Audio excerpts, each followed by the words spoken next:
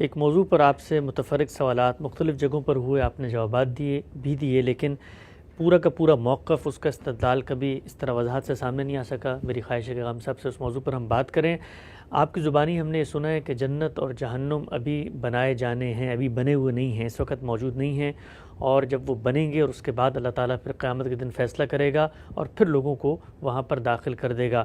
بہت سارے آثار ہیں، قرآن مجید کے بعض اشارات ہیں، آیتیں ہیں جو بظاہر کہتے ہیں کہ اس سے متصادم نظر آتے ہیں۔ میں غام صاحب کی خدمت میں رکھوں گا، ہم سے بتائیے گا ایک آیت کا آپ اکثر حوالہ دیتے ہیں، یوم تبدل الارض غیر الارض والسماوات وبرزوا للہ واحد القہار۔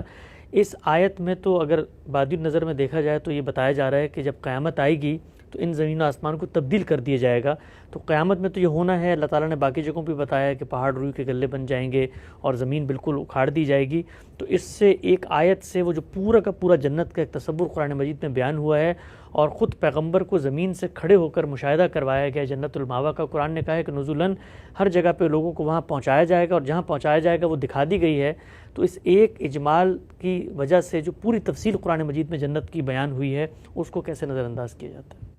اس میں کوئی شبہ نہیں کہ قرآن مجید میں جنت کی بھی تفصیلات بیان ہوئی ہیں، جہنم کی بھی تفصیلات بیان ہوئی ہیں، لیکن قرآن مجید میں کیا یہ بات بھی صراحت سے بیان ہوئی ہے کہ وہ جنت اس وقت بنا دی گئی ہے؟ یعنی قرآن مجید ہی بتائے گا، اللہ تعالیٰ کوئی اطلاع دیں گے تو ہم اس کی بنیاد پر کوئی بات کہیں گے۔ اگر ایسی کوئی بات قرآن مجید میں بیان ہوئی ہے تو وہ پیش کرنی چاہیے۔ جنت الماوا میں تو خود الماوا کا لفظ بتا رہا ہے کہ اس سے مراد وہ جنت نہیں ہے جو مرنے کے بعد لوگوں کو ابدی زندگی کے لیے دی جانے والی ہے۔ اس لفظ کو اگر آپ اس کے صحیح پہلو سے دیکھیں تو حدیثوں میں جو تفصیلات بیان ہوئی ہیں وہ بالکل اس کے مطابق ہو جاتی ہیں۔ اس میں یہ بتایا گیا ہے کہ جب نیک روحیں یہاں سے اٹھائی جاتی ہیں تو ان کا استقبال بھی ہوتا ہے اور ان کو بارگاہ عزتی میں پیش کرنے کے لیے رکھا بھی جاتا ہے۔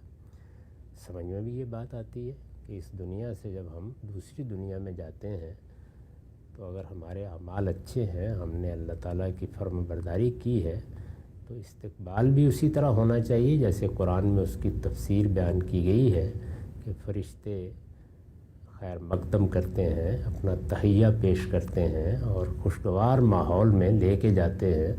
اور حدیثوں میں بھی آتا ہے کہ گویا انسانی شخصیت کو ریشم میں لپیٹ کر لے جایا جا رہا ہوتا ہے اور گرد و پیش میں ایک خوشبو پھیل جاتی ہے۔ اس کے لیے اگر اللہ تعالیٰ نے کوئی باغ بنا رکھا ہوا ہے جو سدرۃ المنتہا کے پاس ہے تو اس کو قرآن نے بیان کر دیا ہے۔ رہی یہ بات کہ اس پوری کی پوری کائنات پر مبنی جنت بنائی جائے، اس کو خود قرآن نے بیان کیا ہے کہ وہ جنت ارضھا کارض السماوات والارض ہوگی، یعنی وہ کسی ایک جگہ نہیں ہے یا وہ کسی ایک گوشے میں نہیں ہے، یہ بتایا گیا ہے کہ وہ اس پوری کائنات پر مبنی ہوگی۔ تو جب پوری کائنات پر مبنی ہوگی تو پھر وہ سدرۃ المنتہا کے پاس تو نہیں ہو سکتی۔ پوری کائنات پر مبنی جنت کے بارے میں یہ بتایا جا رہا ہے کہ وہ اس وقت بنے گی جس وقت قرآن نے کہا ہے کہ یوم تبدل الارض غیر الارض والسماوات۔ یہ پوری بات ہے، اگر اس کے کوئی نقیض آیت قرآن میں موجود ہے یا کوئی بیان ہے تو اس پر گفتگو کی جا سکتی ہے، ورنہ یہ دونوں باتیں اپنی جگہ بالکل عقلی بھی ہیں اور قرآن کے بیانات کے مطابق بھی ہیں کہ اس وقت بھی اللہ کے نیک بندوں کے لیے کوئی ایسی جگہ ہے کہ جس کو اللہ تعالیٰ نے خاص طور پر اپنے نیک بندوں کے لیے تیار کر رکھا ہے، جہاں وہ کچھ دیر قیام کرتے ہیں پھر سلا دیے جاتے ہیں۔ یہ دوسری بات بھی قرآن میں بیان ہو گئی ہے، حدیثوں میں بیان ہو گئی ہے کہ لوگوں کو قیامت تک کے لیے سلا دیا جاتا ہے۔ یہ تو نہیں کہا گیا کہ وہ کسی جنت میں داخل کر دیے جاتے ہیں، سلا دیا جاتا ہے۔ اس میں ان کو اچھی بری چیزیں پیش بھی آتی رہتی ہیں۔ ان اچھی چیزوں میں یہ بھی صاف معلوم ہوتا ہے کہ ایک طرح کا رقود ہے یا ایک طرح کی نیند کی حالت ہے جس میں یہ سب چیزیں پیش آ رہی ہوتی ہیں۔ تو ان تمام چیزوں کو سامنے رکھ کر اگر خلاصہ کریں تو یہ معلوم ہوتا ہے کہ جب ہم یہاں دنیا سے رخصت ہوتے ہیں تو فرشتے اگر نیک روح ہیں تو ان کا استقبال کرتے ہیں، ان کو اوپر لے جایا جاتا ہے، ان کو ایک جگہ پر ٹھہرا کر ان کی میزبانی بھی کی جاتی ہے۔ اس کو آپ الجنت الماوا کہہ سکتے ہیں اور قرآن نے یہ لفظ استعمال بھی کر دیا ہے پھر وہ واپس آتے ہیں اور واپس آ کے ان کو اسی زمین میں سلا دیا جاتا ہے. قیامت تک پھر یہی ہوگا. اس دوران میں اگر کوئی احوال پیش آتے ہیں، بروں کو بھی آتے ہیں، اچھوں کو بھی پیش آتے ہیں، تو وہ ایسے ہی ہیں جس طرح کہ آپ کو اچھا خواب یا اچھا رویا دکھایا جاتا ہے. قیامت میں یہ لوگ اٹھائے جائیں گے اور اس موقع پر یہ سارے زمین و آسمان اٹھا کر ایک نئے زمین و آسمان میں تبدیل کیے جائیں گے، اور جو جنت بنائی جائے گی ارضھا کارض السماوات والارض، وہ اس پوری کائنات بلکہ ان تمام کائناتوں پر مبنی ہوگی. تو یہ ساری بات ہے جو میں نے بیان کی ہے. اس کے خلاف کوئی چیز ہے تو ضرور بتائیے. اچھا، ہم سے جو فرماتے ہیں کہ جو کچھ اکناف عالم میں، اقصائے جہاں میں، کائنات میں ہمیں نظر آ رہا ہے، یہ اصل میں اسی جنت کا را مٹیریل ہے. اس کو بنانے کا پھر کیا مقصد ہے؟ اللہ تعالیٰ اسی کو تبدیل کر دیں گے. تو را مٹیریل کے بارے میں تو ہم یہ جانتے ہیں کہ دنیا میں مثلا اگر کوئی چیز لکڑی ہے اور یہی را مٹیریل ہے کسی چیز کو بنانے کا، تو جو نقص اس را مٹیریل کے اندر موجود ہے وہی نقص عمارت کے اندر بھی نظر آئے گا. تو دنیا کے اندر اگر را مٹیریل کو ہی لے کر جنت بنائی جانی ہے تو یہ را مٹیریل تو ناقص ہے، فنا بھی ہو جاتا ہے، اس میں تو دیمک بھی پڑ جاتی ہے، یہ تو ٹوٹ بھی جاتی ہے. تو پھر جنت کے بارے میں جو تصویر بیان کی جاتی ہے اس کو تو پھر اس را مٹیریل سے نہیں بننا چاہیے. یہ بھی کوئی بات نہیں ہے، اس لیے کہ یہ بھی خدا کا بنایا ہوا ہے، وہ بھی خدا ہی بنائے گا. تو جب اس نے یہ لفظ استعمال کر دیا کہ ہم اسی زمین و آسمان کو اٹھائیں گے اور ایک نئے زمین و آسمان میں بدل دیں گے، تو نئے زمین و آسمان میں بدلنے کا ایک عمل ہوگا. وہ عمل میرے ساتھ بھی ہونا ہے، کائنات کے ساتھ بھی ہونا ہے. میں بھی یہاں پہ ایک عاجز ناقص مخلوق ہوں، مجھے بیماریاں آتی ہیں، تکلیفیں آتی ہیں. یہ بھی خدا دور کرے گا اور اس کائنات کے نقائص بھی دور کر دے گا جو وہ چاہے گا. اس میں کیا استبعاد ہے؟ یہ تو نہیں کہا گیا کہ وہ میرے معمار نے بنانا ہے، اس کائنات کے خالق نے بنانا ہے. تو خالق جس طرح مجھے نیا جسم دے گا، لیکن بہرحال وہ وہی جسم ہوگا جو یہاں دیا گیا ہے اور بتایا گیا ہے کہ پور پور درست کر دی جائے گی، اس کے نقائص ختم ہو جائیں گے. جیسے کہ حدیثوں میں بھی آتا ہے، کائنات میں اگر کوئی چیز ناقص ہے تو وہ بھی ختم ہو جائے گی. ٹھیک. اچھا، یہ بتائیے گا ہم سب، قرآن مجید میں جب جنت کی تصویر کھینچی جاتی ہے تو اگر کسی چیز کو بھی بننا ہے تو ہونا تو یہ چاہیے نا کہ اللہ تعالیٰ فیوچر کے ورب کے اندر مستقبل کے جو صیغے ہیں ان میں بتایا کہ جی ایک دن آئے گا میں یہ بنا دوں گا. آپ نے فرمایا کہ قرآن میں کوئی اس طرح کی چیز نہیں ہے کہ جو اس چیز کو ظاہر کرے کہ بن چکی ہے. تو قرآن مجید میں جب جنت کا ذکر کیا جاتا ہے تو ماضی کے صیغوں میں کیا جاتا ہے، ازلفت الجنہ، اس طریقے سے. تو اگر کوئی چیز ماضی کے صیغے میں بیان کی جا رہی ہے، ٹھیک ہے ہمارے حیطۂ ادراک میں نہیں ہے، لیکن ممکن ہے کہیں پہ بنی ہوئی ہو. ماضی کے صیغے میں بیان ہونے سے کسی چیز کا ماضی میں ہونا لازم نہیں آتا. اس جگہ دیکھنا چاہیے کہ کس سیاق سباق میں وہ صیغہ استعمال کیا گیا. ماضی کے صیغے بعض اوقات تصویر حال کے لیے آتے ہیں، بعض موقعوں پر کسی چیز کی قطعیت کو بیان کرنے کے لیے آتے ہیں. تو قرآن مجید ایک ادب کا بڑا غیر معمولی نمونہ ہے، اس کو اچھے ادبی ذوق کے ساتھ پڑھنا چاہیے. میرے علم میں قرآن کا کوئی ایسا مقام نہیں ہے جہاں پر یہ ماضی واقعی زمانی ماضی کے طور پر بیان ہوا ہو. ٹھیک، لیکن ہم کیسے اس کو تعبیر کریں گے؟ اگر ازلفت الجنہ کہا گیا ہے، جس طرح آپ نے بتایا کہ یہ کوئی ایک چیز کو مشہود کر کے بتانے کے لیے ہے، تو یہ کیا زبان کا کوئی بالکل عام قاعدہ ہے؟ ہم بھی اس طرح بات کر رہے ہوتے ہیں. آیت آپ نے درمیان سے پڑھ دی ہے، ذرا اس کو نکال کے پڑھیے جہاں یہ بیان ہوئی ہے. وہاں پر پہلے یہ بیان کیا گیا ہے کہ خدا کے بندے حاضر ہو گئے، انہوں نے آ کے اپنے اعمال نامے دیکھ لیے.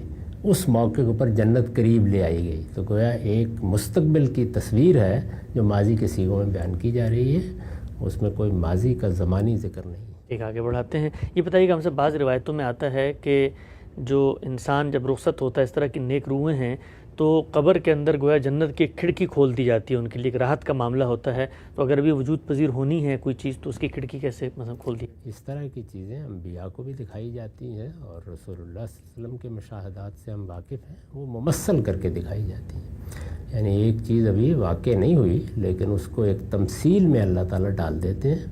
بالکل ایسے ہی جس طرح ہم مستقبل کے واقعات کو رویا کے عالم میں دیکھتے ہیں.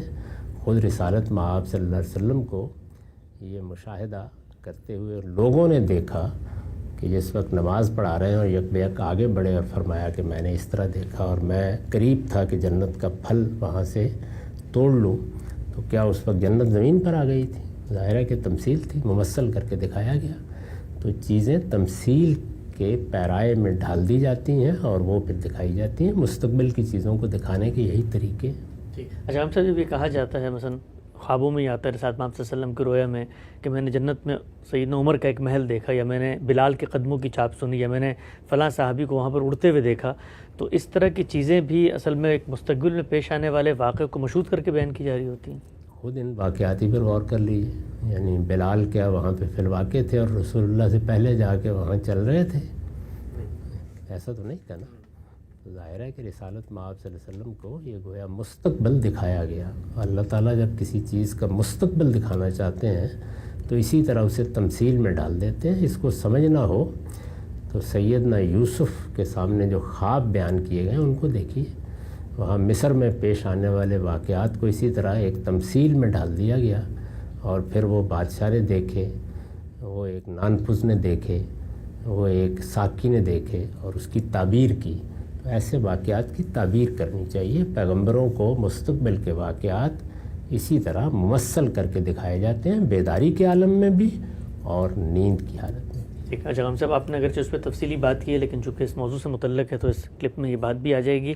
لوگ کہتے ہیں جو سفر معراج ہوا اس میں باقاعدہ رسالت مآب صلی اللہ علیہ وسلم کو جہنم میں جن لوگوں کو سزائیں دی جا رہی تھیں ان کا مشاہدہ کروایا گیا، ان کے اعمال بتائے گئے، تو وہ تو آپ صلی اللہ علیہ وسلم باقاعدہ دیکھ کر آئے ہیں ایک طرح سے. وہی روایتیں پڑھ لیجئے، اس میں جو سزائیں بتائی گئی ہیں یا دکھائی گئی ہیں وہ خود اپنی زبان سے بول کر کہہ رہی ہیں کہ وہاں پر بھی جزا اور سزا کے باہمی تعلق کی تمثیل دکھائی گئی ہے آپ کو. یعنی چیزیں ممثل کر کے دکھائی گئی. تو جو دین میں یا ادب میں یا اسی طریقے سے اعلیٰ چیزوں میں چیزیں بیان ہوتی ہیں ان کو سمجھنا چاہیے وہ کس پہلو سے دکھائی جا رہی ہیں. باقی کوئی آدمی اپنے ذوق کے لحاظ سے اس طرح کی چیزوں کو واقعے کے طور پر دیکھنا پسند کرتا ہو تو ضرور دیکھے، اس پر کوئی نقد کرنے کی ضرورت نہیں. لیکن شاہ ولی اللہ ہوں یا امام غزالی ہوں یا اس طرح کے بعض جلیل القدر اہل علم ہوں، توجہ دلانی چاہیے کہ لوگ ان کی چیزوں کو پڑھیں، انہیں اندازہ ہوگا کہ ایسی باتیں کس طرح بیان ہوتی ہیں. ٹھیک ہے. اچھا، آخری سوال غام صاحب اس نشست میں اس موضوع سے متعلق ہمارے ہاں بعض مفکرین نے یہ نقطہ نظر بھی بیان کیا کہ جنت جہنم جو ہیں وہ مقامات نہیں ہیں بلکہ احوال ہیں. آپ جو بات بیان کر رہے ہیں وہ اس سے اگرچہ بالکل مختلف ہے کہ وہ مقامات ہی ہوں گے لیکن اس وقت موجود نہیں ہیں. بالعموم لوگ ان دو پہلوؤں میں بھی مماثلت تلاش کرتے ہیں. آپ کی بات ان کی بات سے بالکل مختلف ہے. اس میں کیا شبہ، وہ ایک دوسری بات ہے. یعنی وہ یہ سمجھتے ہیں کہ جس طرح یہ دنیا ہم کو مقامات کی صورت میں نظر آتی ہے، اس کا ایک زمان ہے، اس کا ایک مکان ہے، اس میں مادہ ہے، اس میں چیزیں وجودی حقائق کے طور پر گویا ہمارے لیے ادراک کی چیزیں بنتی ہیں، تو وہاں یہ کیفیات ہوں گی، یہ بیان کرتے ہیں. قرآن مجید سے اس بات کی تصدیق نہیں ہوتی. صاف یہی معلوم ہوتا ہے کہ ہمارے پور پور کو درست کیا جائے گا، ہمیں ایک نیا جسم دیا جائے گا. یہی دنیا جو ہمارے اس وقت سامنے موجود ہے، یہی کائنات ایک نئی کائنات میں بدلی جائے گی. پھر یہ بتایا گیا ہے کہ اس کی وسعتیں ہوں گی، وہ ایسی ہی ہوں گی جس طرح کے اس پوری کائنات کی وسعتیں ہیں. تو یہ ساری تصویریں یہ بتاتی ہیں کہ وہاں کیفیات بھی ہوں گی، مقامات بھی ہوں گے، اور ہمارے موجودہ شعور کے ساتھ وہ بالکل ہم آہنگ بھی ہوگا. یہ سب باتیں قرآن میں بیان ہوئی.